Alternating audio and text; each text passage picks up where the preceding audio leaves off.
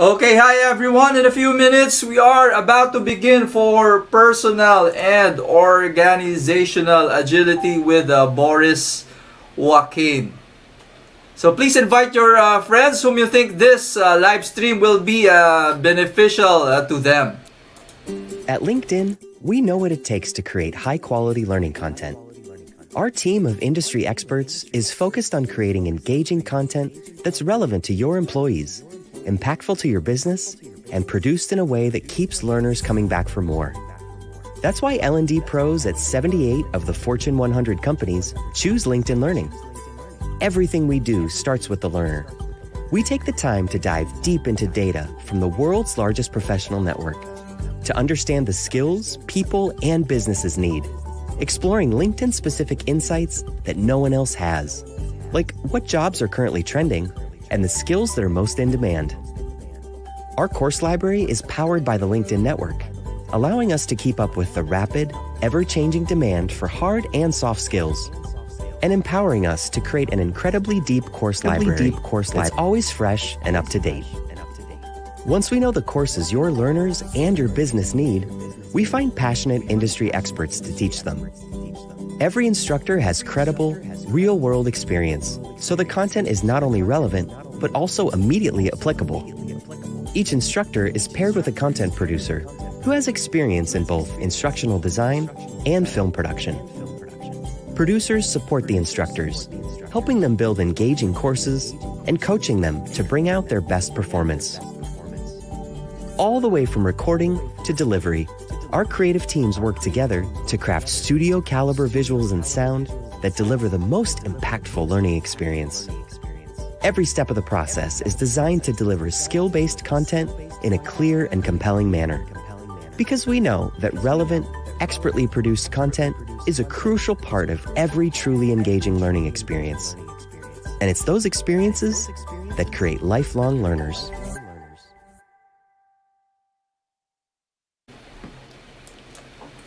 Okay, so once more, welcome everyone to Personal and Organizational Agility. Our speaker and sharer for tonight is Boris Joaquin. And joining me this evening is our dear friend, Miss Jeanette Kahukom. Ayan, so once more, let's all welcome Miss Jeanette Kahukom. Hi, Miss Jen. Good evening, Jo Mark. Thank you for this invitation. It's always an honor to join your live sessions. Maraming salamat. Excited din ako sa topic natin. Ayan, kumusta ma'am? Yep, hearing you clearly. Kumusta ma'am? What's up? What's up? Syempre, medyo nasa na tayo? Syempre, planning stage for 2021 para medyo hindi na tayo masyadong apektado ng pandemic. So, okay naman. Plans are underway. Hopefully, ma-plan na before the first quarter ends. So, sana makapag-collab pa tayo. Ayan. Ano pala yung dating nakita namin na ano? Ano tuloy ako? Ano yun? Anyways, ayan. How's the weather there? Is it raining or ano ba? Dito sa Subic. The past days medyo malamig. Although ngayon, today, hindi ganun kalamig. Pero, yeah, okay naman. Tapos, nag-uulan nung previous weeks. So, this week, hindi pa umuulan ulit. Diyan. Ayan, ulan din. Oo. Do you know Boris personally? Was he also in your in your podcast? Yeah, I haven't had the chance to invite him yet. So hopefully he can also be my guest. Naging guest ka na, 'di ba? Yep. Ayun, so hopefully. I know he's part of my network here on LinkedIn, and I know we did exchange a few messages before, so I don't remember anymore. So yun. So kaya I'm excited na to listen to him tonight. So to our technical support, sabi kasi nila yung voice mo da Miss Jen sa YouTube may echo. Pero, ewan ko, sa atin, okay. So, I don't know. Pero, we're checking. Yep, in additional po, no, to those who are tuning to us this evening, ito pong live stream namin is live streamed po in Facebook, LinkedIn. In Facebook, it is also live streamed in Boris' Facebook page and Miss Jeanette's Facebook page. Ano ba yung name ulit, Miss Jen, nung Facebook page mo?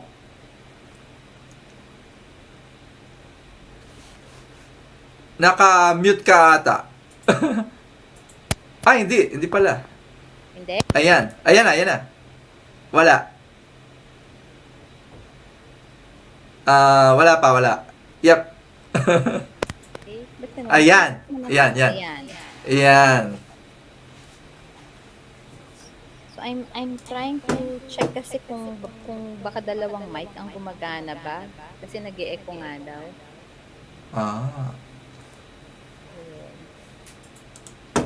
So, Ayun. Yep. And without further ado, yada natin si Boris. Yan. Yes, exciting.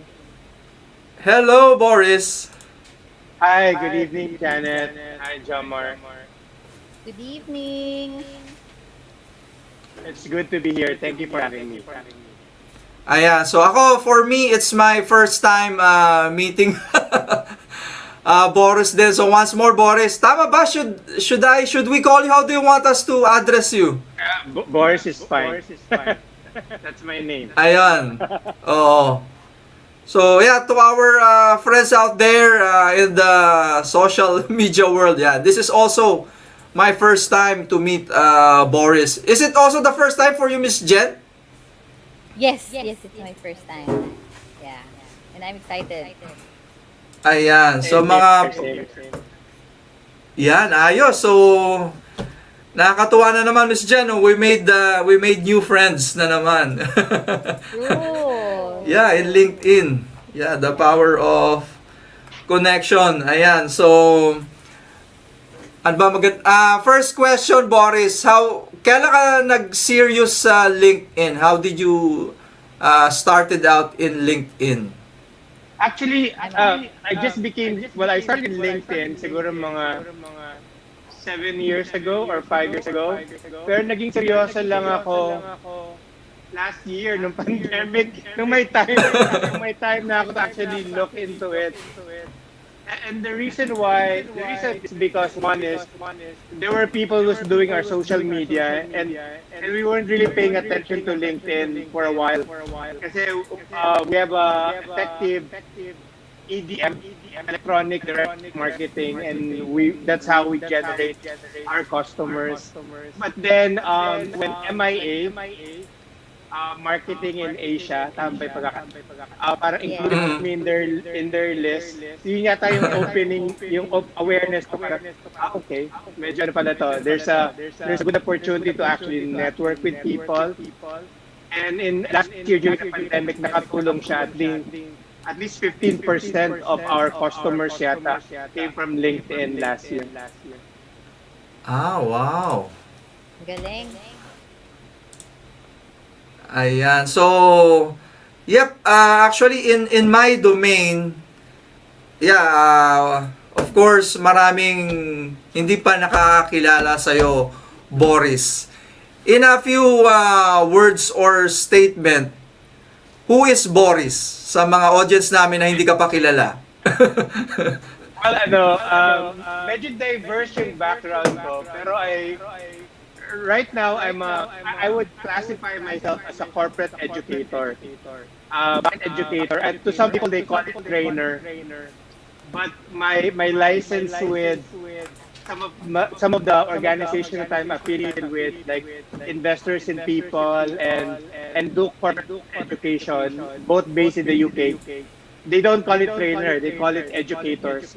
So basically, we design and develop. So my main role is like an equipping leader. So I develop modules. Kumbaga para sa teacher, para ka nag-develop ng lesson plan, and then ituturo mo sa mga estudyante mo. Except my market or my students are in the marketplace, whether here in the Philippines or abroad.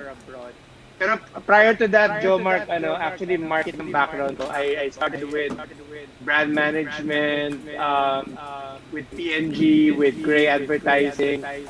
Tapos digital marketing din for a while with Cloud Sherpas, and then of course marketing in general with Copylandia, whether it's a publishing company or a sales-driven company like Per Minute. But I was so in love with leadership development and the learning and development journey. So ngayon, mag-isa LinkedIn, I'm rebranding myself. Ang ginawa ko, hindi naman sa I hope anong masaktan. Medyo inayos ko yung list of connections ko. Nagtanggal ako ng iba. Kasi nga, because nga, I really wanted to be in the learning and development sphere. So in the last 12 months, I think 1,000 yung nadagdag na connection because I was intentionally connecting with them, just like with you and Janet, so that I could be more on the learning and development sphere. Yeah. Ayun. So, if si Miss Jen ay sa Subic, ako ay sa Las Piñas, saan ka pala ngayon? Quezon City ako. I'm in between the two of you. Oo nga. Ayan. Yeah, I'm seeing in your profile, nag-Rappler ka rin. Tama ba? Are you still with Rappler? Yeah. And, that's why I didn't really have time to do LinkedIn because I was busy with, and Rappler is big on Facebook, di ba? So, other than You're muted, I think. Nawala yung audio, Boris. Nawala. Yep, nawala. Ayan. Oo nga, ano kaya meron, Miss Jen? Parang... Oo nga. Pero ako nag-e-echo pa rin ba?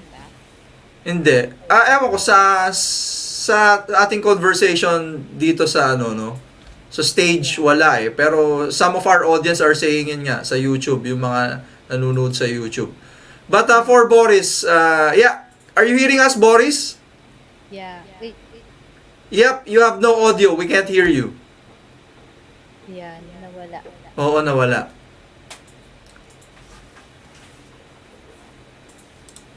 Tapos ikaw, Miss Jen, I'm seeing... Yeah. Sa'yo, Miss Jen, you are blurred naman. The camera is out of focus. Oh, okay. Sige, teka ha. I'll just, sige. Pero okay naman. Ulit. Pero tama. Oo nga, ngayon ko rin napansin. Yung sa thumbnail, hindi. Pero wait, iayos ko lang, wait. Quickly lang. Yep.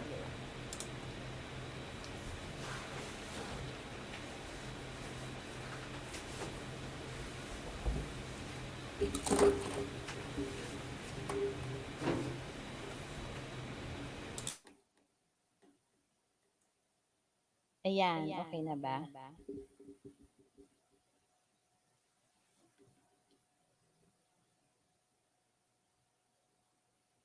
Ganun pa din.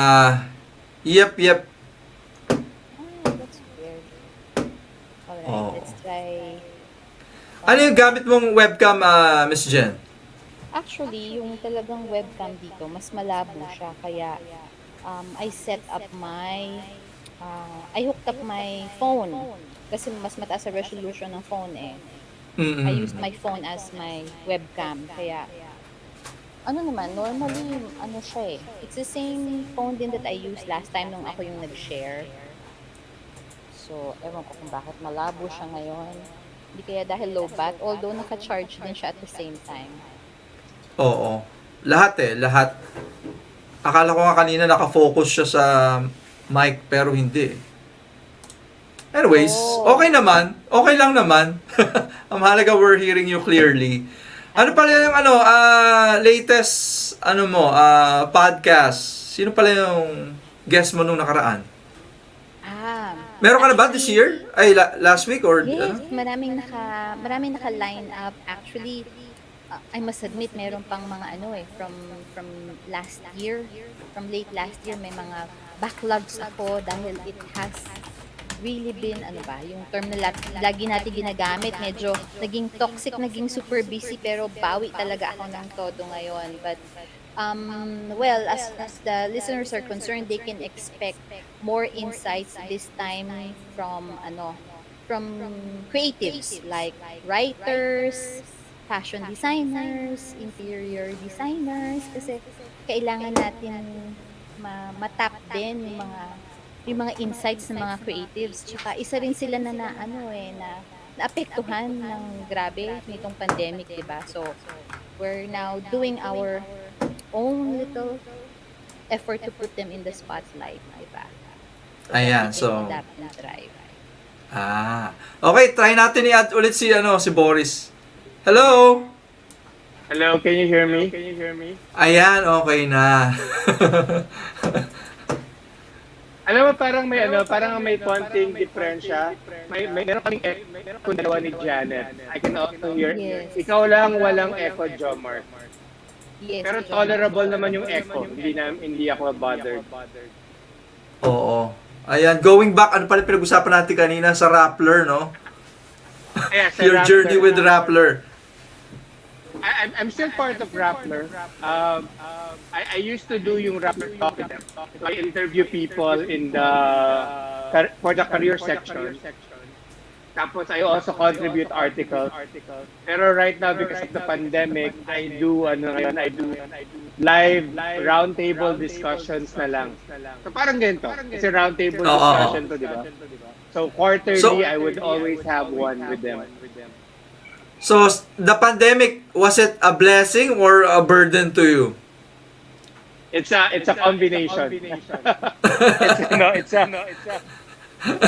Di ba kasi everything that you projected last year went down the drain. I mean, wala no? lahat ng mga plano mo, kung ano yung forecast mo financially, especially for us kasi we do a lot of live conferences, hindi na siya as profitable right now, and you know how much a live conference can actually bring to your income table, and we do regular learning sessions, mga 6 to 8 a month last year, 2019, pero all of those went down the drain din, parang so medyo business is really down. But it was a blessing because it forced us to really get into the digital sphere. I guess yung blessing nag-open yung business namin to the option or opportunity to go global. So the website now can accommodate participants or registrations coming outside the Philippines. Yeah, mga ganun tipo. So it's both. Ayan, we're seeing breakthrough leadership management consultancy and Salt and Light Ventures. What's the difference between the two pala? The mother company is Breakthrough. So imagine Breakthrough. it's like a law firm. So it's composed of different consultants. L&D consultants like me, corporate educators like me, na ang focus namin talaga is learning and development.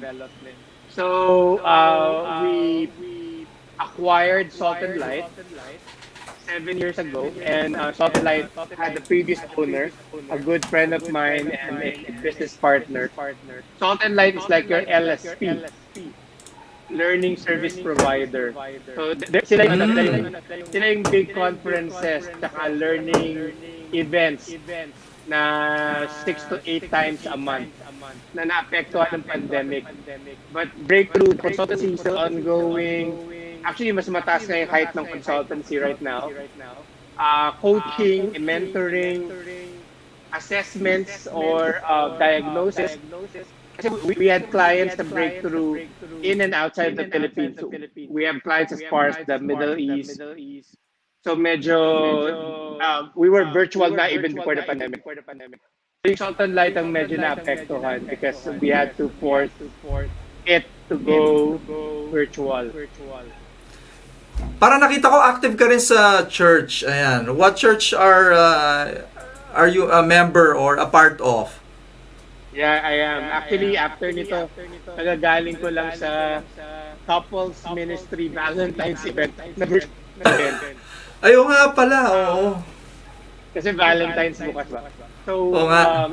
happy Valentine's po sa inyong dalawa. Oo. The church that I belong to is GCF. GCF North. Ayun. Kasi taga Quezon City ako.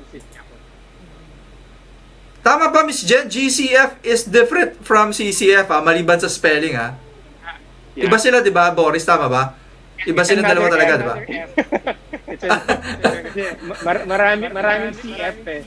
So, may GCF, may CCF, may GCF.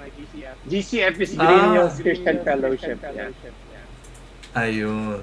Okay. Yep, so without further ado, yan, let's bring it on, personal and organizational agility with Boris. Ayan. All right. Thank you so much, Joe Mark. Again, thank you for having me. And Janet, it was really nice to meet both of you. And I wish I could interact to anybody who is watching and listening today. So whether you're on Facebook or LinkedIn, I really would appreciate you to make a comment. I would like to interact with you as much as I can. So the first thing that I would like to ask really is, what is your understanding of agility? It's yung topic natin, right? So we're going to talk about personal and organizational agility. So why don't you type in there? Why don't you give me a comment? What do you mean by agility? What is agility to you?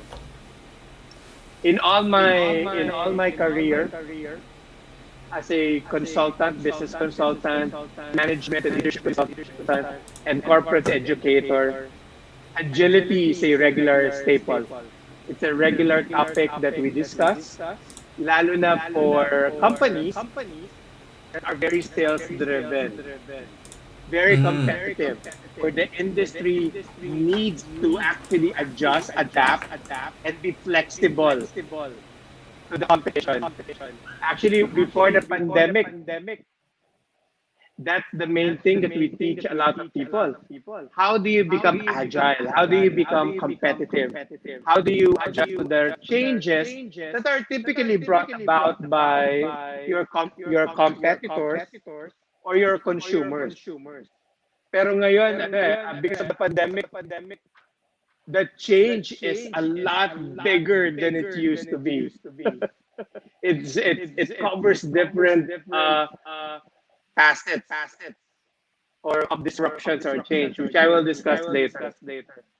So why don't I jump into the next slide now and just give you a quick description of what agility is. So agility is the noun. It came from the verb agile. So when we say agile, it's an adjective actually. It's really like describing. The agile would be the verb, but the adjective is describing your movement. So it's either you're able to move quickly and easily, or you're able to think on your feet or understand quickly. So that's what agility actually refers to.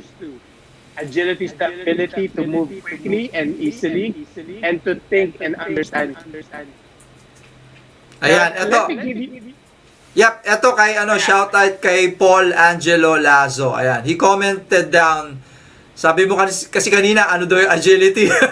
So, ayan, to Sir Paolo Angelo, ayan, agility is composed of two main things, stability and dynamism. Very good. That's actually correct. Sa'yo, Miss Jen. Ako naisip ko sa agility yung sa Street Fighter, si Guile. I don't know if you're familiar sa character na si Guile. Siguro yun yung Guile. Yung Guile, diba? Guile is parang related sa movement. Diba? Yeah. It was named after that. To be agile. To be moving. Ayun, oo. Ikaw, Miss Jen, parang hindi Yung oh. Ayan, okay na. Ayan, okay na ulit. Very challenging tong session na to. Actually, the first time, to answer the question quickly, the first time I heard agile was, the first time I learned about the term agile was, I think, when I was in grade 6 or first year high school. Kasi tinuturo yan sa PE. Sa PE yan. Oh yeah, tama You ka. have, diba? Yung flexibility, stamina, agility. So yun. I remember I love saying that word kasi it's just parang it's just music to the mouth. Agility. So tama, it's the same meaning din, pero yun naman sa health, sa katawan. Yun. Oo. O nga pala, ako din, may naisip din ako, kasi I have, marami rin ako friends sa word ng IT eh. Merong, Yes. palagi ko rin naririnig yung agile na yan eh. Kaya lang iba ata yung application at meaning din sa kanila. Pero Project parang ganun din. management, I think. Oo, agile. Mga certified. Para may certification din ata yun eh, sa, di ba Miss Jen, sa IT, di ba? Yes. Oo. Oo, ayun. Scrum, yung mga ganon. Ayun, oo. Ayan, moving forward. Actually, ano siya, Jomart, it's more on project management sa IT. Ayun, whether ayun. engineer, or architect, or just about anybody or any manager. Yung Scrum, yung certification in agility, it refers to how you handle your project. Ayun. Ayun, may natutunan ako. So let's jump in lang to how organizations become agile. Kasi I want to get rid of the complicated part. I want to focus on something that are very practical to the ones who are listening and watching right now. Let's try to simplify lang the dynamics of agility. An agile organization is expected to be doing any of the three things. Either you quickly adapt to changes, yes, or you recover or bounce back from your failure, and then you innovate to stay ahead. So kapag may changes, gaya na nangyari sa pandemya, being agile is being able to adapt to it. If you launch a product tapos hindi nag-work, if you're able to bounce back from that failure and then redo, that's also agility. Or kahit wala namang disruption, the ability to innovate, that's agility also. Ayun, Alright. bounce back. Sige. Kung wala kayong questions about that, let me show you naman din. This next slide actually gives you an idea on the elements where agility is applicable. Binanggit ko kanina yung consumer tsaka competitor. Ano yun? Environmental. So that's environmental change that's outside of your control. But internally, what you need to consider na pagbabago could be structural, technological, and behavioral. Pero syempre, because of COVID-19, patong-patong na yan, sabay-sabay bigla. Parang because of the health crisis, we need to adjust structurally because the work from home, the remote distance learning and all that, technological, just like what we're doing right now, Zoom, StreamYard, MS Teams, and even the event apps. And then behavioral, how do we respond to changes? Yeah. Good evening sa mga nag-join right now. We're very happy that you're with us. Yep. So very disruptive tong last 12 months ng buhay natin. And all the more we think agility is very essential. Nakwento ko nga kanina, even before the pandemic, agility is necessary. Pero biglang naging highly in demand yung learning, the skills that most managers and leaders in any organization, lalo na executive leaders, they really need to be agile. Now, turn to the next slide, Jomart. Ito yung sinasabi ni kanina. Sino yung nag-comment about stability and dynamism? Ayan, si Sir Paul Angelo Lazo. Yeah, and it's actually correct. Actually, the way I would describe agility personally is a balancing act between stability and the ability to change. 'Di ba? Para siyang spectrum of moving forward. The ability to change is really is part and parcel of agility. But you need to have that stability, that the management to keep things intact, to keep things in place. So dito makita sa chart nakalagay, it balances structure and freedom, but it avoids micromanagement and autonomy. Kasi agility is not about flying solo. It's working collaboratively with one another. Agility is not just being solo act. It's a group endeavor where you both learn together and then you move together faster. So if everybody imbibes the skill of agility, mas madaling mag-move yung organization. If you turn to the next slide, and Ayan. unfortunately, medyo complicated. Oo. Shoutout ulit kay Zednock. Ayan, di ko maintindihan yung pangalan pero good evening daw. May dinagdag si si Sir Paul. Basahin ko lang Sir Boris a perfect analogy daw is a gymnast or a cliff diver when you watch them flip and tumble through the air. From a physical point of view, the stability is in core muscles. The dynamism is created by harmony of the movement of all other muscle. All other muscles are attached to your core muscles, which is why all physical traits focus on core first. Take that and apply that analogy to an organization. Ayan. Yeah, pwede actually. Now, this next slide that we're going to look at, John Mark, and maybe I can give you permission to share it to anybody who would like to have it. But this stability and dynamism, kagaya sinabi ni Sir Paul kanina, and the elements under it are what you need to do for an organization to be agile. Like for example, all the roles should be clear.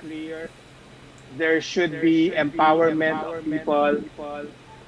Management should be stable when it comes to it. Let's say yung provision that they give to their people, the health and well-being, and everything that's related to safety and security, everything that they would need. Kasi ito yung foundation. This one on the left side. Now the right side is the ability to respond quickly to change. This is learning from your mistakes. This is actually striving and trying new things and taking risks. Ayan, medyo madami to, but I just want to flash the slide. You can take a screenshot of it. And whenever we do our consultancy and agility, it takes a long period of putting the structures together. Now, if you don't have any questions with that, I want to summarize it. And drive through three critical points that I think every one of us can learn, whether you're a leader of an organization or not, whether as an individual perspective, paano matutunan yon. And that's basically, I think, it's a balancing act between learning and leading. Yan. Pakita mo nga, John Mark, in next slide. There you go. Ayan, sorry, ito pala. But before that, the focus of the agile leader in an organization is to make sure that the culture adapts, that there is a sense of ownership, to people to learn faster, promote learning, and then eventually to co-own and co-create long-term goals. Jump ka na sa next slide. Sorry, I was quite advanced in my thoughts. But yeah, I think this is what I'm saying. From an organizational and a personal level, it's actually a balancing act between learning and leading. So pag nakita niyo yung overlap nila sa dalawang circle na yan, that's agility. Kasi for a lot of us, we enjoy reflecting. We enjoy analyzing. Di ba? Kaya pag hindi ka naman kumilot, para siyang paralysis of the analysis. There's no, it's useless if you don't apply the things that you learn. And that's why you need to lead. That's why you need to move. And for type A personalities like myself, hindi naman pwedeng go lang ng go, di ba? We want to adapt to change. We want to try it out. We want to be able to overtake our competitor. Gusto natin galingan. Gusto natin maglabas agad ng produkto. Gusto natin agad mag-offer ng options A, B, and C. But if we're not learning from all of this, that's also not agility. I really believe there's an overlap between the two. And learning is the form of stability that we want to be able to curate and gather the insights and the learnings from the experience and mistakes that we make while we continue to move forward in applying those insights and understanding. Ayun. So I want you to remember this, and then maybe we can remove the slide, not Jomar, because on a personal level, if we want personal agility, I think what's really going to be critical are 3 points. Diba? So like what I said, Karina, learning and leading are going to be really key. So they really overlap, right? So especially during a lot of disruptions, we need to be able to maximize both. Hindi porke you're in a crisis, parang go ka lang ng go, right? And some people might say, there's really no time for this. But agility is really that quick thinking and thinking on your feet and being able to apply that. Remember the definition that we had that a while ago. And several entrepreneurs and leaders in the last 12 months, whether in the Philippines and then globally, have demonstrated natural skills in agility. They're agile by the way they responded to the disruptions that they're experiencing. And I want to share 3 things. It's an article that I also wrote in Raptor, which I can share the link later on for you to check so you can have the narrative. Because we really would like people to not just survive, but thrive, especially during this crisis. So the first thing that we understood about the people being agile is that everybody's being purposeful, right? Everybody's being purposeful. When we are purposeful, we know our goals. Kanina, one of the things that we said about, well, in a slide that was so big, we identified that people are has to be co-owners and co-creators of their goals, right? So being purposeful is very key. During the pandemic, the industry that was heavily affected was the tourism industry, and I know that they want to recover from this, and it's taking a slow turn really. But in a lot of our discussion with some of our clients in the hospitality industry, discussion is on purpose. Parang, why are you doing what you're doing? And that enabled them to recalibrate, because it's important to reflect on that. Because if your sole purpose is to make a profit, which could be your end result, you won't be able to look at the other things. Like there's this hotel in Iloilo that decided to maximize the pastry business that they had. Of course, they had to close their operation, and eventually, even if they opened, they were only allowed 30% to 50% occupation capacity. So it's not literally enough. But one of the things that we shared during our roundtable discussion and consulting session, they said that their purpose is to bring delight to their customers. And I said, if that's your purpose, let's build on that. How else can you bring delight to your customers?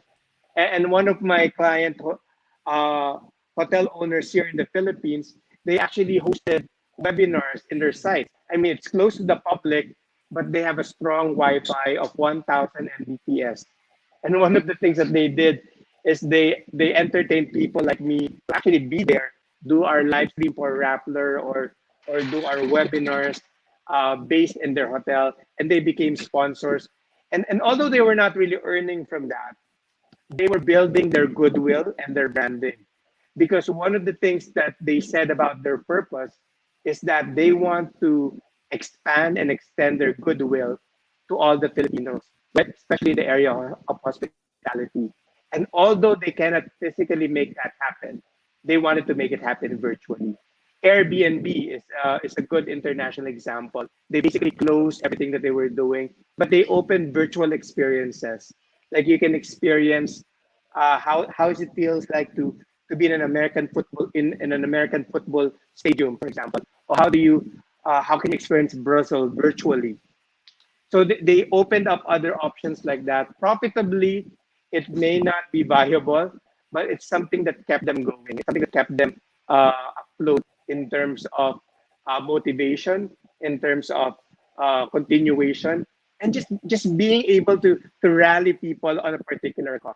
So purposefulity, I know it might sound tawag ito, it might sound trite or parang you keep saying purpose, but it's actually very fundamental because you cannot be agile or you cannot be headed toward one direction, not knowing what your destination is, right? So once you're grounded with that, the second thing that we actually say about people are being agile. Wait lang. Do you want to interact, Jamar?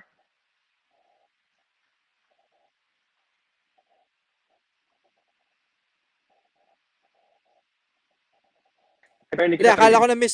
akala ko na miss natin yung high impact and low feasibility na slide. Wala pa. You have to wait for me to say that. Yeah, yeah.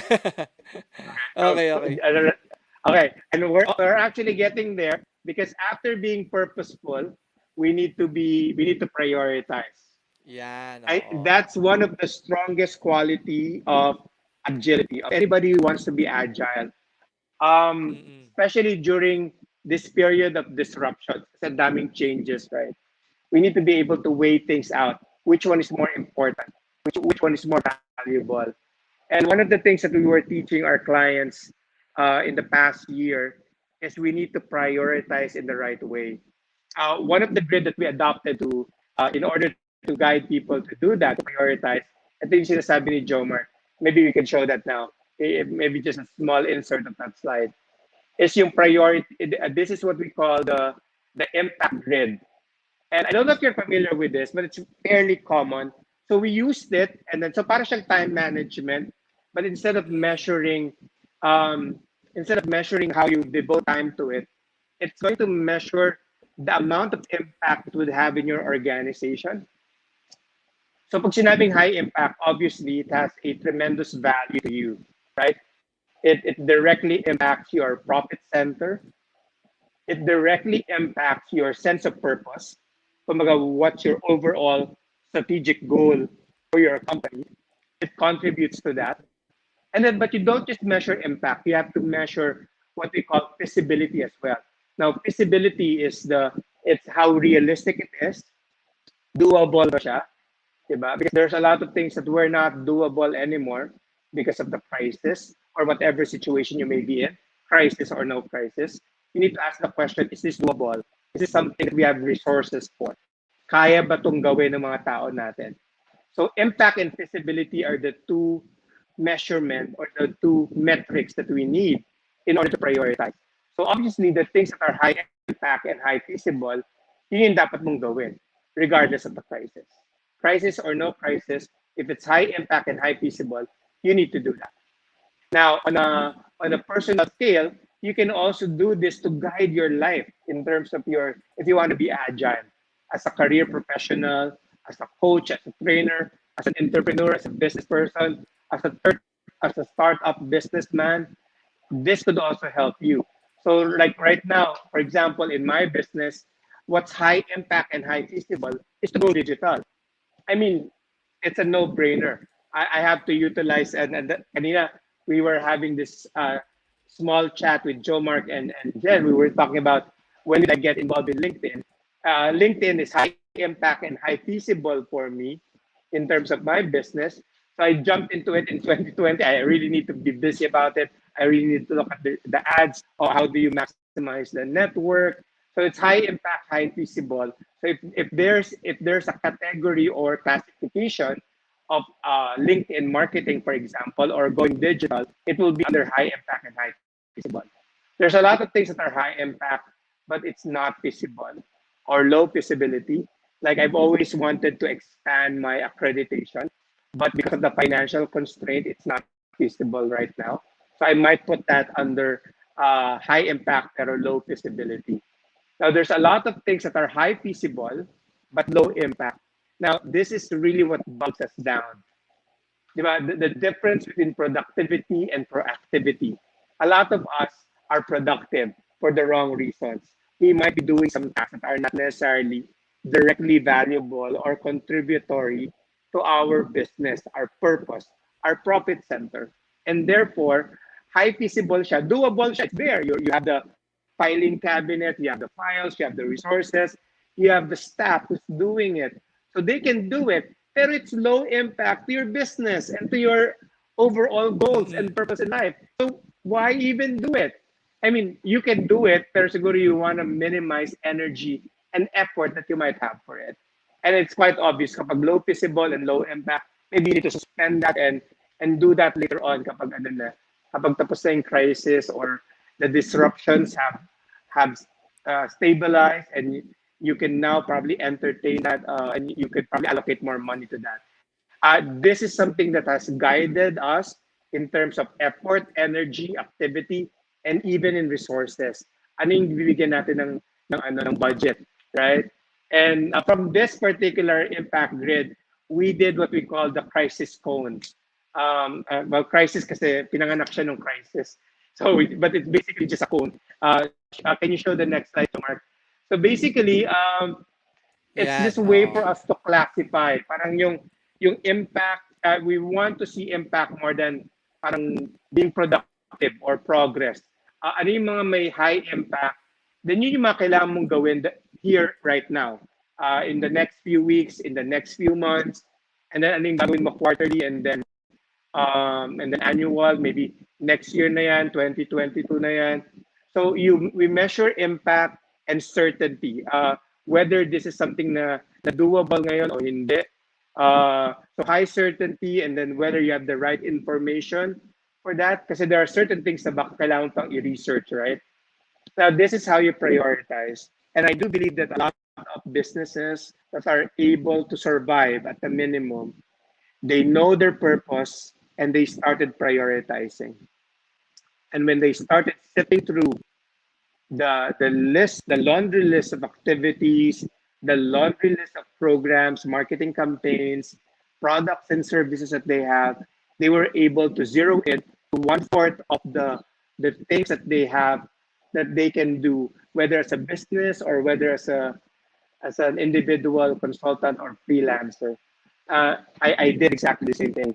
My business was heavily affected by the pandemic because we were quite heavy on face-to-face, in-person learning sessions. And I was sharing to Joe, Mark, and Jen a while ago, we do 6 to 8 learning sessions a month. Normally, the venue is the hotels na naapektuhan din. So we would normally have it there. We would normally have 30 to 100 participants in every learning session. We would normally have 3 to 4 large conferences, one for leadership, one for HR, and one for sales and marketing. And lahat yun nawala. So we had to really rethink everything. It really gave me a pain in my brain. Parang ilang araw ako hindi nakatulog. But when I met with my group, the first thing that actually enlightened us is the realization that our purpose is to equip others, to inspire, equip others, to enable others. And the pandemic should not stop us from doing that.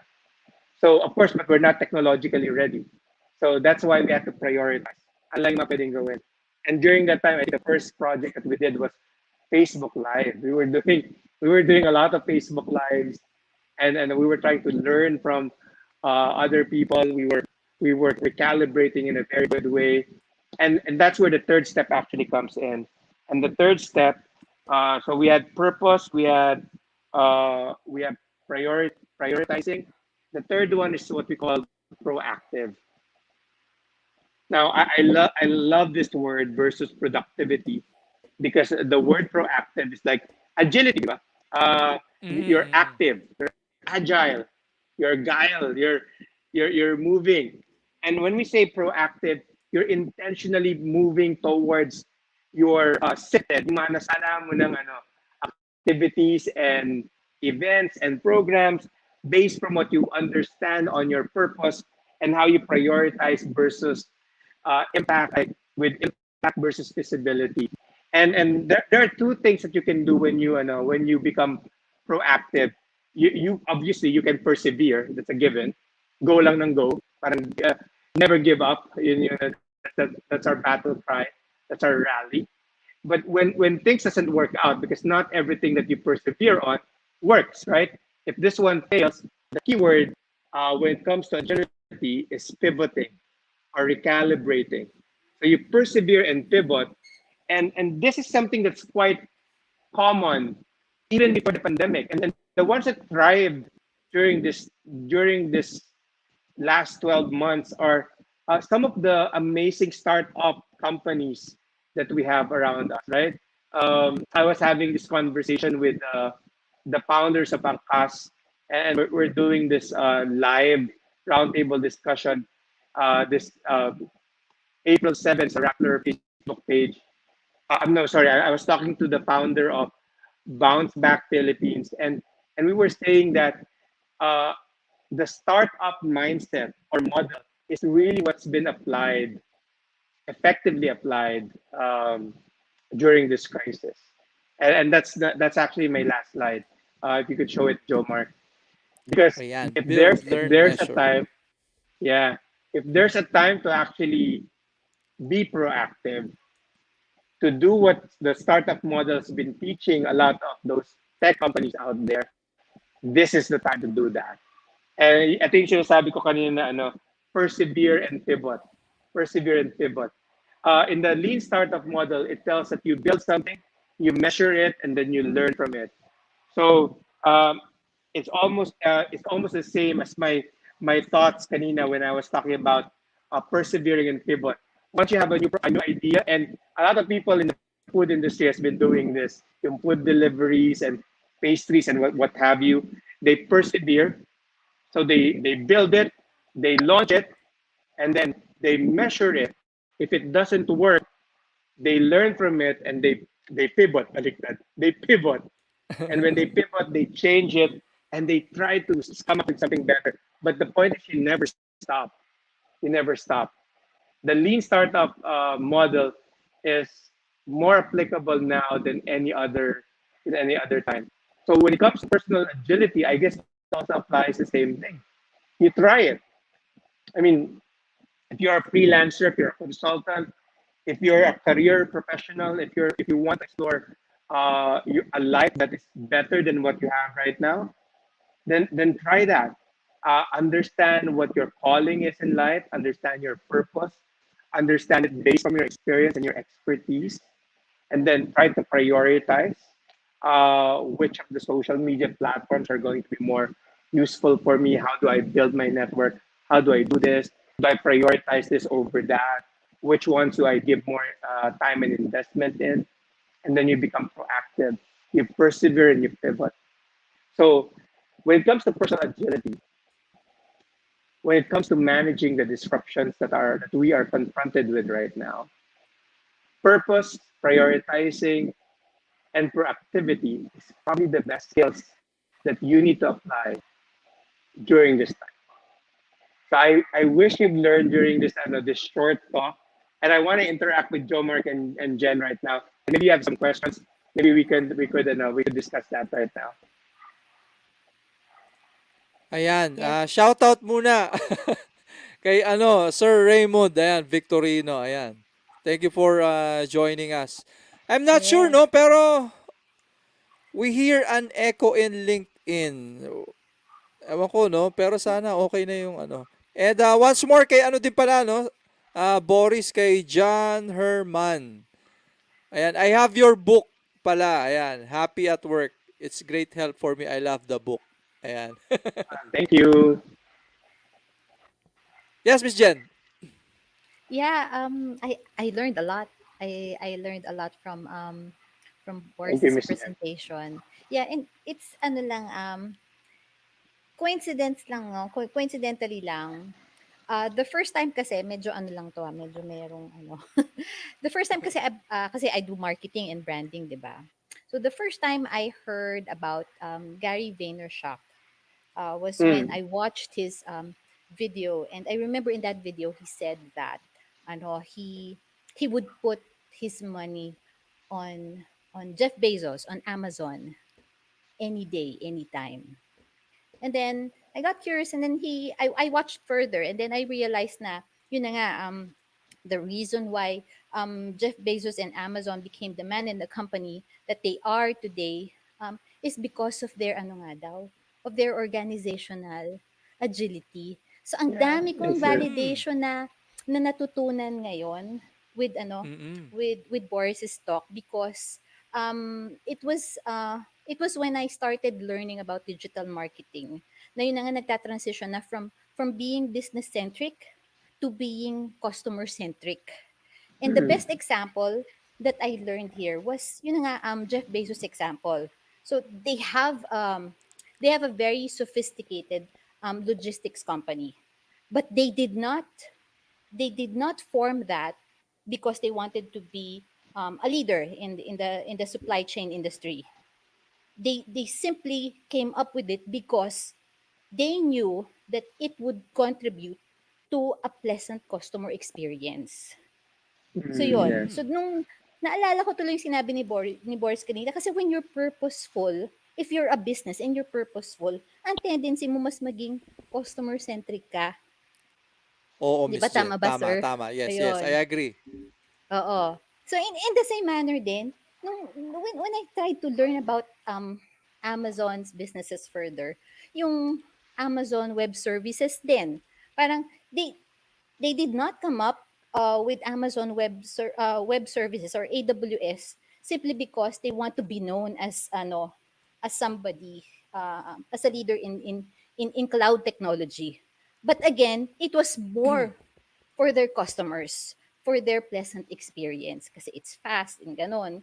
So, ganon din. So, parang noon pa lang kasi it just makes sense kasi ang behavior ng customers lalo na ngayon that they're digitally empowered, they're digitally equipped.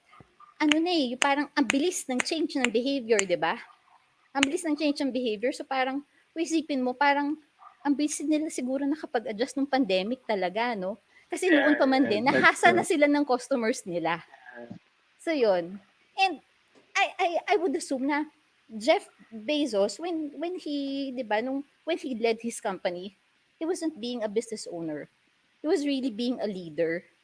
So yun lang. Siguro that's what more business owners need to learn from. So yun na nga natutunan ko rin kay Sir Boris ngayon about lead and learn. Yun pala may kinalaman yun sa pagiging agile. So ang galing lang ng content ni Sir Boris. Ayan. Well, I made totoo the yan. yeah. Oo, oo, oo. I made a quick Yeah, search totoo. tuloy, no. Naalala ko tuloy, Miss Jen, no. Ito yung mga early I hope you're seeing this. Are you seeing this video in YouTube?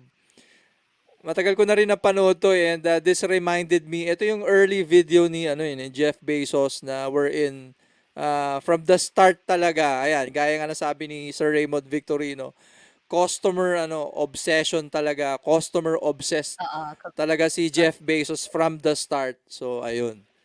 Yes, Sir Boris.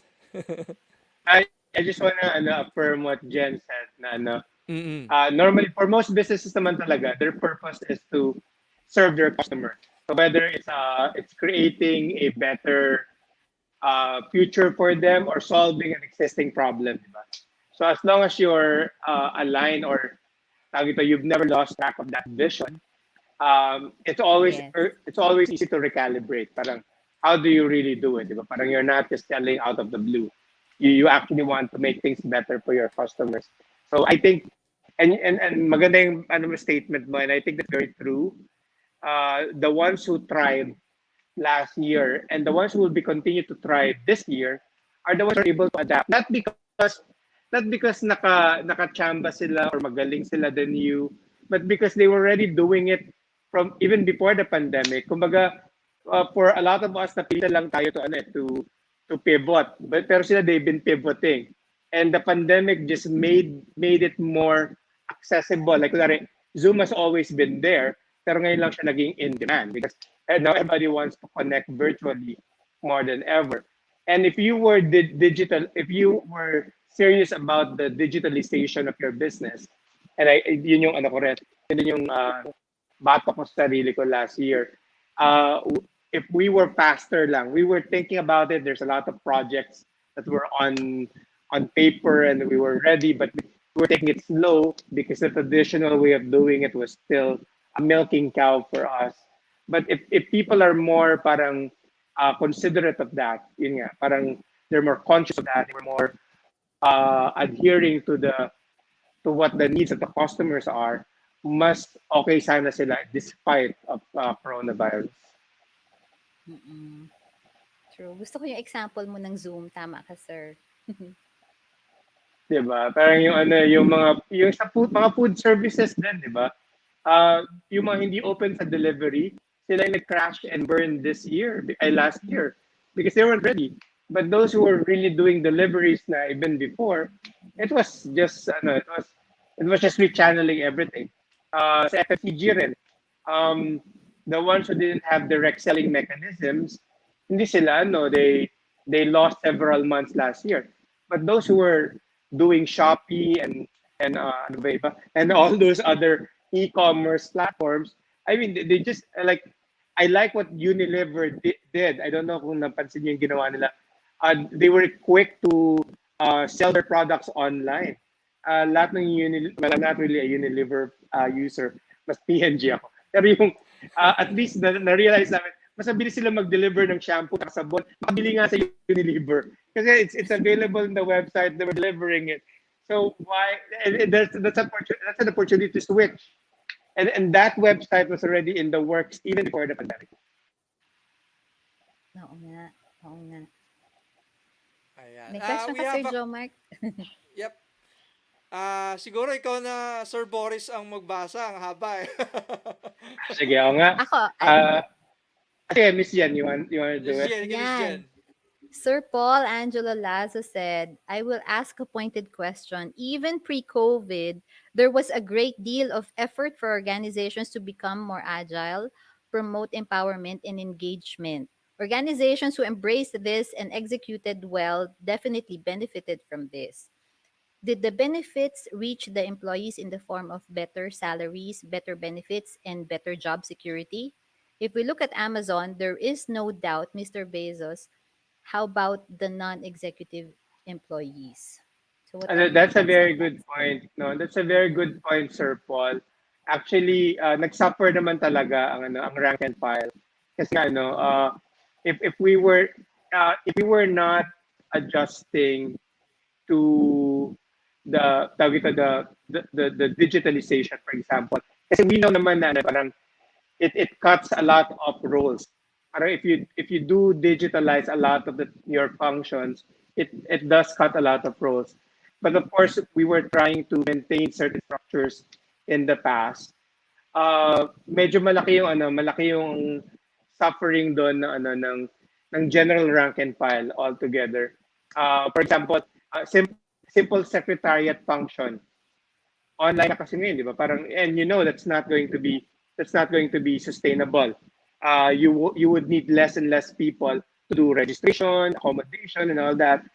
So medyo and that's something that we probably need to contend with kasi mabagal tayo to recognize that gap.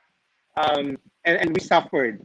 The hospitality business suffered from that, tourism, and they know that, and they're trying. And individually, I think as we reflect, as we lose our jobs, and we have, whether jobs or opportunities, I've lost a lot of opportunities. Like what I said, Karina, diba, yung big events or conferences, we used to do that in big scales. Now that we know that we've lost them, parang how do you now parang recover from that? How do you rebuild from those losses?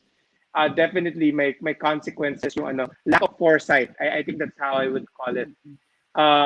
We were not able to foresee that automation, robotics, digitalization will soon take over a lot of the things that we normally traditionally parang put in place. And that would affect people's lives. Di ba? So medyo mabagal yung industry dun sa mga ganon. And therefore, apektado to the workforce. So yes, it doesn't really benefit a lot of people in the long run. And I think a lot of the prediction this year and in the next 5 years, makita tayo talaga ng downturn when it comes to that. But that's why we need to equip our people. I'm trying to get involved in this project to train individuals, not just entrepreneurs, how to how to be equipped in the new digital age. How do they reposition themselves? How do they equip themselves in terms of training? Because we need to be able to live up to that. Dati ang kalaban mo lang for a particular job, the people who live in the same locality, because of this new normal, because of remote working, and employers are going to discover mataas pa ng productivity even if you are working remotely. Ang kalaban mo na in the same position are people from different parts of the country or even different parts of the world. So medyo the competition becomes stiffer, and then mas mahihirapan yung individual advance their profession if they're not equipped, if they're not ready. So much insights tonight. Thank you for that, for the question, Sir Paul, and thank you for the insight, Sir Boris. Ayan, meron dito, may maganda akong nabasa from Sir Raymond Victorino. He said, sometimes when you focus so much on in outdoing your competitors, you lose your identity and purpose in the process. You lose track. I resonate with this as well. Ikaw, Sir Boris.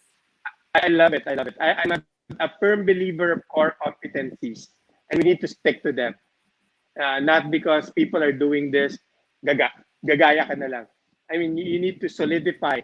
Kaya nga siya, di ba, stability and dynamism, or stability and ability to change. You need to be stable. And you cannot give what you do not have. I think yun yung parang basic premise doon. So core competency. Kung hindi mo core competency itong produkto or service na to, why even do it? Yeah, so True, true. So, meron din isa dito. LinkedIn user, wala, hindi siguro siya nag-login, yung sa Facebook.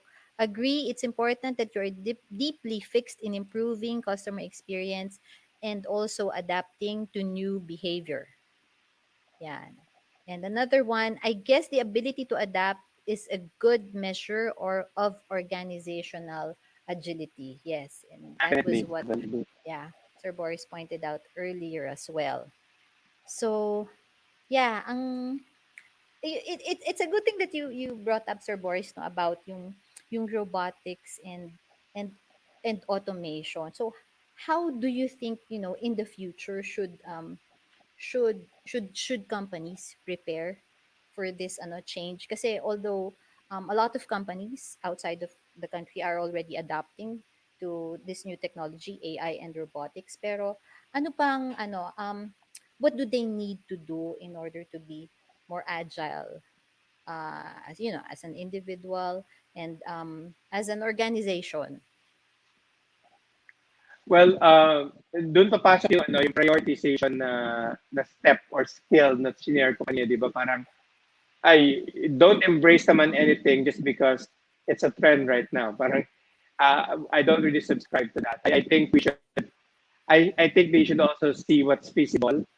So hindi lahat ng whatever is presented there, like even the basic things like CRM or database management or analytics, if you're not equipped, if your people are not ready to adapt, and you don't have the right tools, parang don't jump into it just because it's there, and because you think you need to take it slowly. I mean, not naman that too slow. I mean, take it gradually, parang one step at a time, and measure the feasibility of it.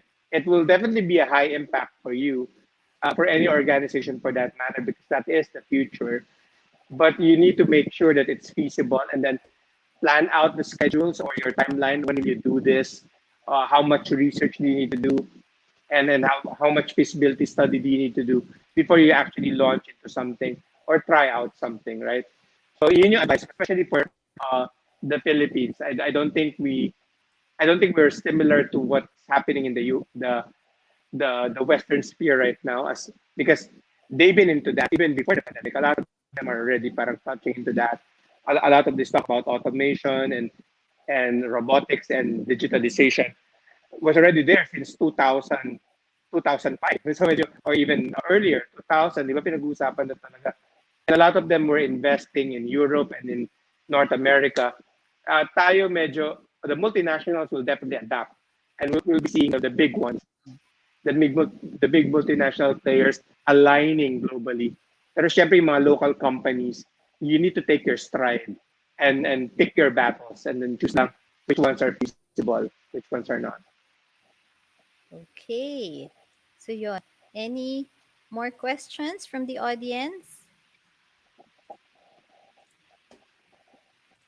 Ayan. Kung wala pa munang question, siguro, Miss Jen, paraffle muna tayo. Okay. Ayan. Pero, shout out din pala kay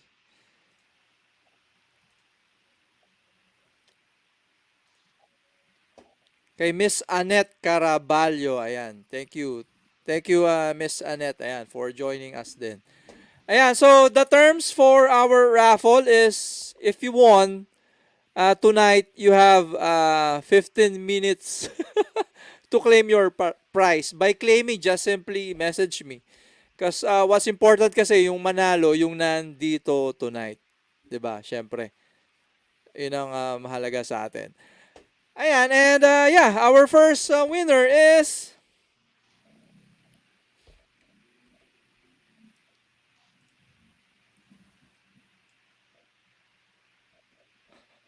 Jezreel Benuro, congratulations. ayan, ano daw yung prize? So the prize Ay, po is Benliro, sorry. ayan, just real Benrilo. Ayan, the price is 3 months LinkedIn career and premium and learning subscription. Ayan, our next winner for tonight.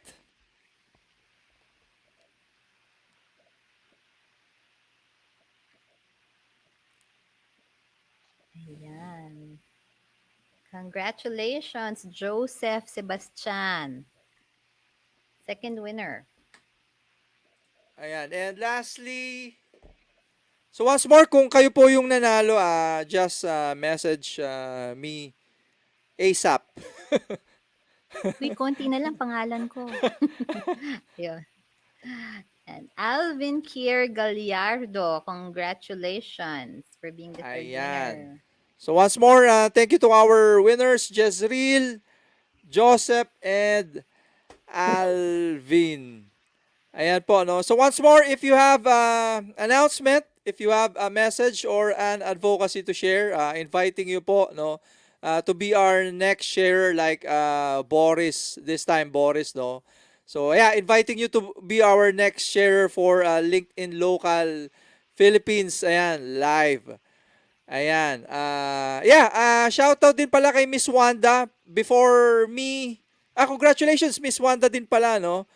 She now has an access to LinkedIn Live as well. Kaninang 6 p.m. siya. I thought mag-overlap kami. So, thank you din sa mga shout out kay Miss Wanda sa kanyang webinar kanina. And yeah, I would like to say na no, in behalf of Miss Jen, Sir Boris inviting you to her podcast. Miss Jen, Yes. take over. Yes. Yeah, I'll send you a message, Boris, so that you can, you can pick a date kasi alam kong busy ka rin. Sige, sige. Ano rin ako, shameless plug. Can I just promote na rin my... Yep. I have a Please podcast do. too. It's called Breakthrough with Boris Joaquin. So the usual, it's in Spotify, it's in iTunes, and all the other, I think there's 3 other platforms. But well, Spotify is the most popular one. So please check it out. Breakthrough with Boris Joaquin. Ayan, I'm doing Yes. the search now. Ayan, so, yep. Meron pa ba tayong mga comments, Miss Jen, or questions? Yeah, meron pang konti. Yung LinkedIn user pala kanina, si X Reyes pala yon. And actually encouraging him to also share and to our LinkedIn community. So let's look forward to that. And he said, there are several organizations that actually was able to adapt and execute despite the pandemic, yet took advantage of reduced work days. Yeah, So exactly. yun. Oo. Yep. And Sir Paul Angelo Lazo again, yeah. Yeah, is acknowledging the response earlier. Thank you for responding. In some large multinational organizations, there are internal jokes that the easiest way to get redundated is to become a manager. So Ay, Exactly. there. oo. Exactly. And so from Sir Raymond, for from Sir Paul Angelo Lazo again, I think the better question to ask about all new technology is not what can it do for us, but rather what can it do to us. Okay, yeah, good point. Good point Yeah. there. Yes, and Kaya from siguro, Raymond Victory, yeah, Yep. no, yes, you were that's why saying. gusto ko lang, I think what we keep it's good that we're educating organizations kasi nga we want companies to be ready.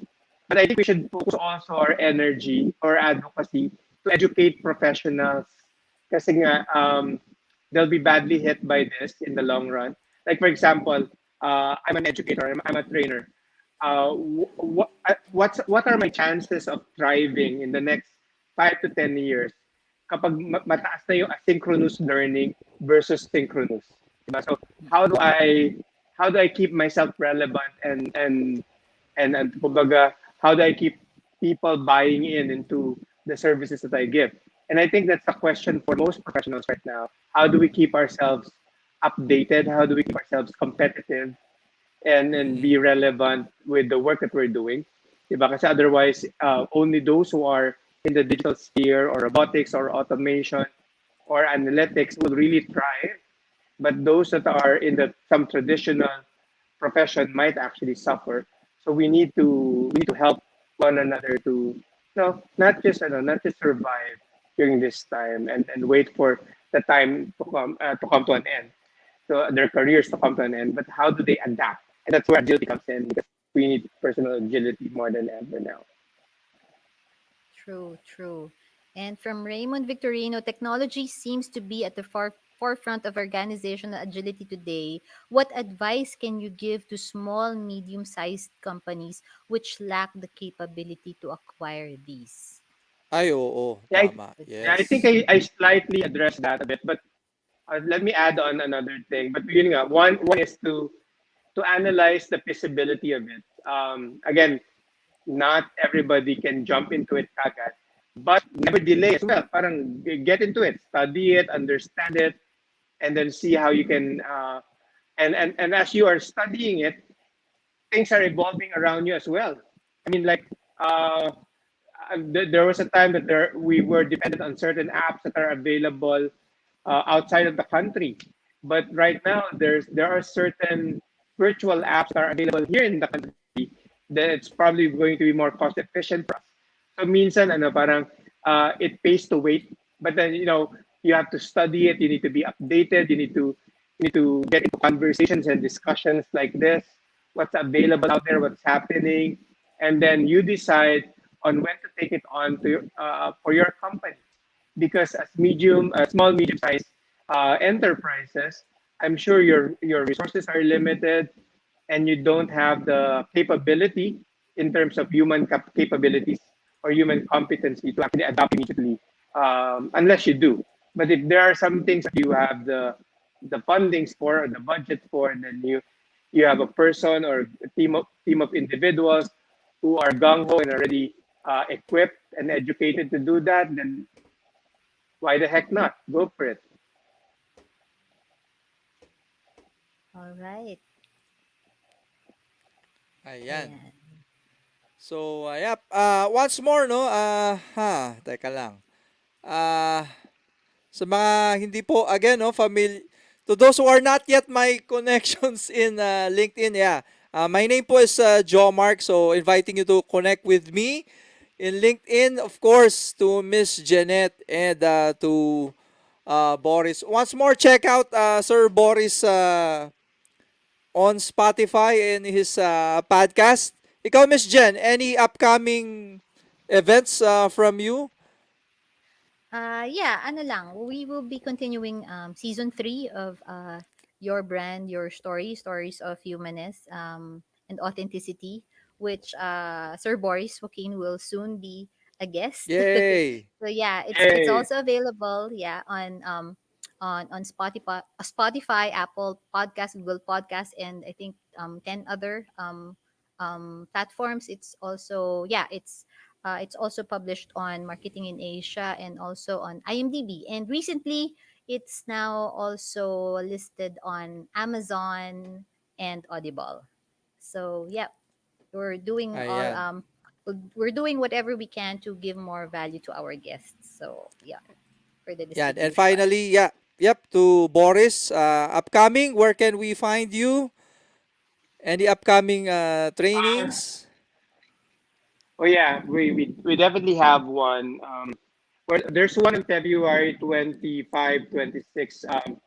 I have this workshop called Design and Deliver Breakthrough Online Courses. So for those who are in the learning and development practice here, if you want to learn how to not just design your virtual workshop, um, and deliver it well, because there's a big difference between a webinar and a virtual workshop. What we're doing right now is a webinar.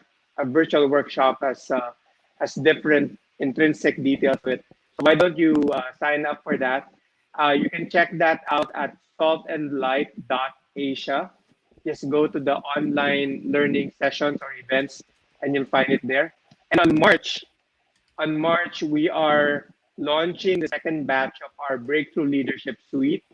That's a leadership development program for middle managers. And Joe Mark just saw the website. So if you click the one that says Breakthrough Leadership Suite, you'll actually find it there. That's my leadership development program. So it's a ladderized leadership program of 5 modules in 5 days, blended learning approach, synchronous, asynchronous, and we have even simulations using Avatar to help you solve your case studies. It's going to be a fun, it's going to be a fun interaction if you sign up. Just go to that website, click in the details of Breakthrough Leadership Suite or the online training events, and just choose which programs you want to register for. Ayan, okay. So once more po, no, thank you so much, Miss Jen, Sir Boris, and to everyone who participated. Ayan, at nag-comment down. So ayan, Sir Enrique, Sir Raymond, Sir Paulo, and yeah, to everyone na nag-join sa amin. Sana po nakatulong kami, no? Nakatulong ba? 'Di ba? Yes, I think yes naman, 'di ba? And yeah. Oo, definitely. Oo. Yes. Ayan. So, Thank yep. Thank you so much, everyone. Thank you. Thank you to the both of you as well. All the best. So yeah, let's Thank you, keep in Ayan. Ren. So, touch. Okay. All right. thank you, thank you. Bye-bye. Bye.